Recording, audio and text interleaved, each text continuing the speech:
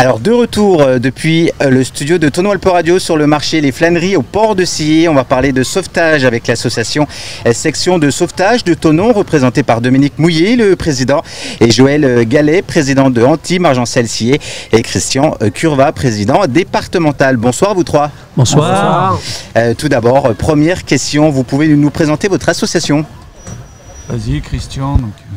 Alors l'association, je suis président départemental, on a 9 associations sur le département, une à Annecy, Annecy Sauvetage, et les sections de sauvetage qui partent d'Ivoire, Sillé, Antibes Margencel, Thonon, Amphion, Évian, Lugrin, Maigry, Brélo-Comavant, pardon, et toutes les sections de sauvetage, donc ils font surtout de l'opérationnel sur le lac.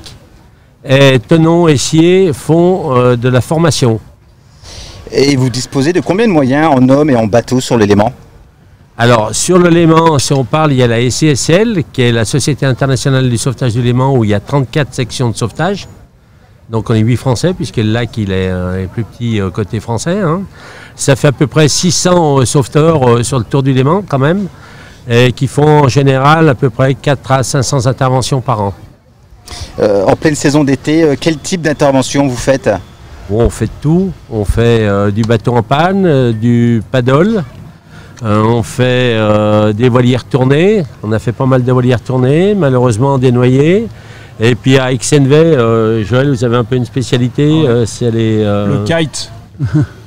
Mais exceptionnel, c'est la première fois que nous faisons une intervention cette année pour les kites et ça fait pourtant un certain nombre d'années que le spot est réputé à XNV. Mais voilà, première intervention cette année, début juillet. Et par contre, côté suisse, j'en parlais avec un ami, là, côté suisse, qui est président d'Ouchy, il disait qu'en Suisse, leur gros problème, c'est les paddles. Ils n'arrivent pas à rentrer avec la bise et on l'a vu la semaine dernière, il en avait fait 17 dans la journée. Ah oui. C'est pas mal, le lac attire de nombreux usagers. Quelles sont les règles et les conseils pour naviguer sur le lac en toute sécurité? Il faut respecter ce qu'on vous apprend au permis, la bande des 300 mètres surtout, parce qu'il n'y en a pas beaucoup qui la respectent. La bande des 300 mètres, mettre un gilet de sauvetage, ça c'est important. Et puis si on peut compléter, Dominique et moi, ce qui est le plus important, c'est avant de partir, c'est de bien surveiller, regarder la météo qu'ils annoncent donc pour la journée, pour regarder pour la journée. Pour ceux qui partent en excursion, c'est de bien prendre la météo sur plusieurs jours parce que ça, le lac, tout le monde se fout de notre figure quand on dit que s'il y a un coup de joran, ça devient très très dangereux. Les navigateurs en mer, dont les grands navigateurs qui sont Loïc Perron, ils se foutent un peu de notre figure. Oui. Mais ils sont venus, ils ont pu s'en rendre compte par eux-mêmes lors du Bol d'Or, la grande course. De juin 2019, oui. Voilà. Même avant. Même avant. La Barly s'était réfugiée dans un port, Pajot avait dématé. Et ce qu'il y a d'important aussi pour rajouter un petit peu, enfin un complément de ce que vient de dire Joël, c'est aussi d'aller voir, notamment au niveau des capitaineries, pour savoir les difficultés qu'il peut y avoir dans le secteur.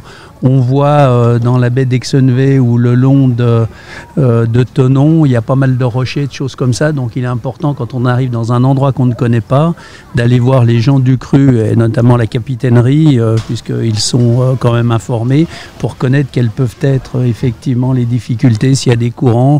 Parce que même quand il fait beau temps, des fois on est en panne, il y a une petite brise et on se retrouve assez rapidement dans les rochers. Il y a quelques jours, les sauveteurs côté suisse présentaient un nouveau bateau, le Lemano 348.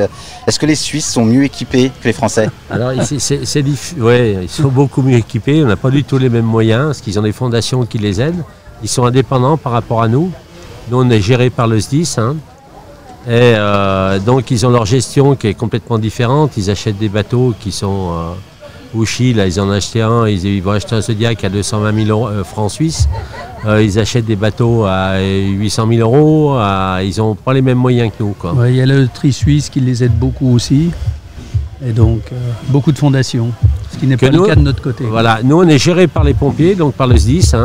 On est collaborateurs occasionnels du SDIS. On est un peu comme les pompiers volontaires, si vous voulez. La seule différence, c'est qu'on est des bénévoles à 100%, et fiers de l'être. On ne touche aucune vacation, on ne touche pas d'argent. Les tenues qu'on a ici, on se les achète nous-mêmes.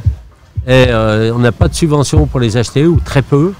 Et tout ce qu'on fait, c'est bénévole. Justement, ça coûte combien une tenue comme ça comme la une tenue à peu près, il y en a pour la tenue totale, je dirais en tout avec la veste, il y en a pour pas loin de 400 €. Hein. Avec la veste. Voilà, avec la veste.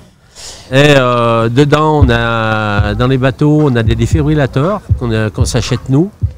On a de l'oxygénothérapie qu'on loue parce que c'est médical. Donc ça coûte une bouteille sur 5 ans, ça environ 600 €. On a plein d'équipements, des plans durs, tout ça qu'on achète nous pour aller chercher les gens quand il y a un problème. Quel est le sauvetage le plus spectaculaire que vous avez fait avec vos hommes sur le Léman?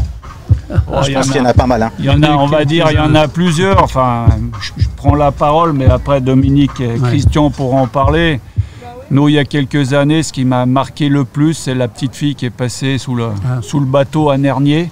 Ça a été très très dur et je peux le dire puisque quelques temps après, j'ai fait un reportage pour une télévision et donc là, en parlant, malgré le reportage, j'en ai pleuré. On a fait des explosions de bouteilles de gaz.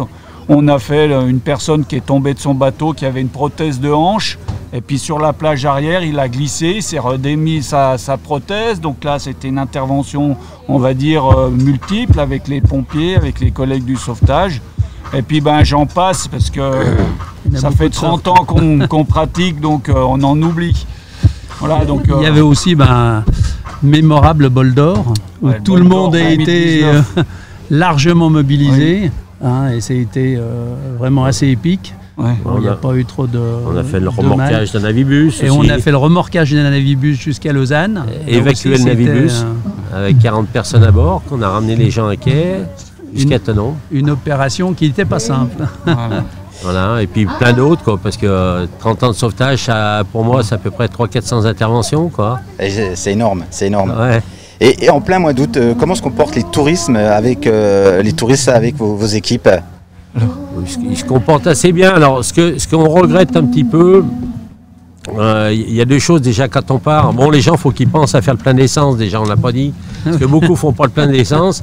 Est-ce que je peux conseiller aux jeunes qui sont, là c'est le vieux qui parle, quand ils vont sur le lac avec des copines, qui ne laissent pas la radio pendant 2 heures et quand ils veulent repartir, ils n'ont plus de radio. Et surtout sur nos milieux du lac, c'est un peu plus de batterie, pardon. Et à 5 h du matin, on est obligé d'aller chercher, ça fait pas le plaisir d'être réveillé pour une panne de batterie, quoi.